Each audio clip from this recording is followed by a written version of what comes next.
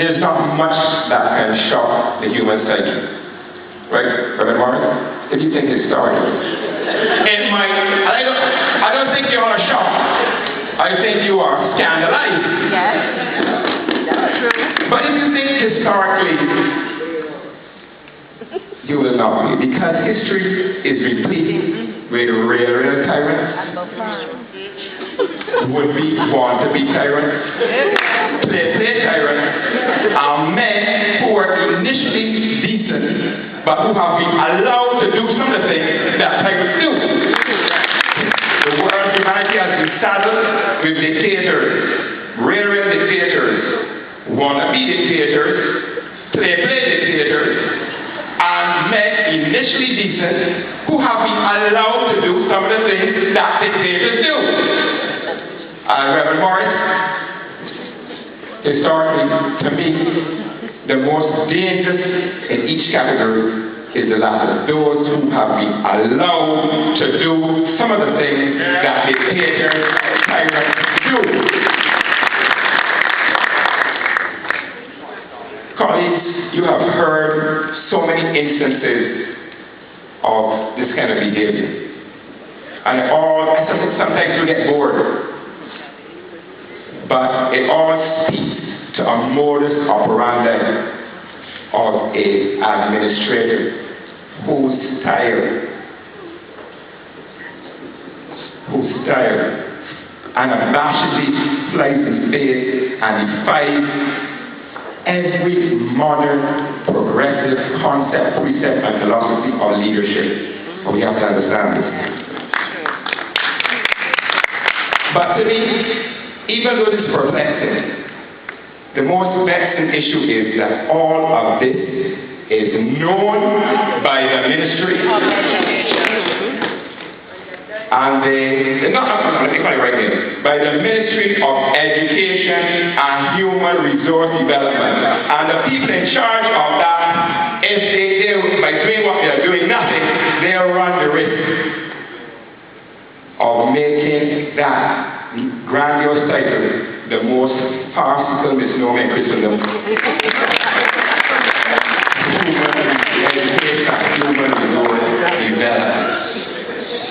We have been left to wonder why our principals have been allowed to ignore their directives. Why he has been allowed to run roughshod over agreements he has made. Why he has been allowed to ignore established protocols, procedures, best practice, customs, all with impunity and all to the detriment of teachers and students. That's right.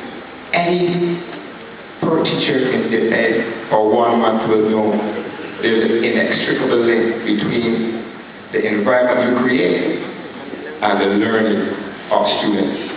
I say to parents, I know, I'm a parent of 4, I know inconvenient. I know inconvenient it is to arrange to get supervision for your child when school is out. We know that. And I'm saying to you, it's even more inconvenient, it's even more stressful to allow any child to go to any school where any principal fosters and festers an environment that is not conducive to the most effective teaching and the most effective learning. We have been asking the ministry, why have you done nothing? But remember Martin Luther King said, everything we see is but a shadow that is cast by something we cannot see.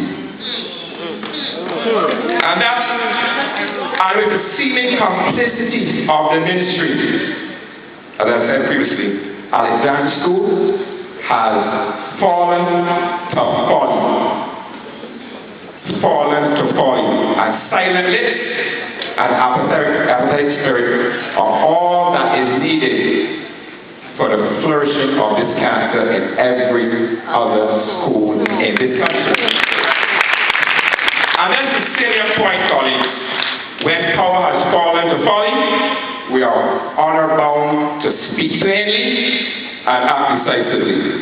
And unless we want to be inevitably swept away by those who will exploit and and abuse their position of power and authority, we say nothing. Do not be complicit in that. When the shepherd is a wolf, the flock is but me. And none of us here should be prepared to be a sheep to the car in town. Neither Bridgetown, Fort Town, or Spike.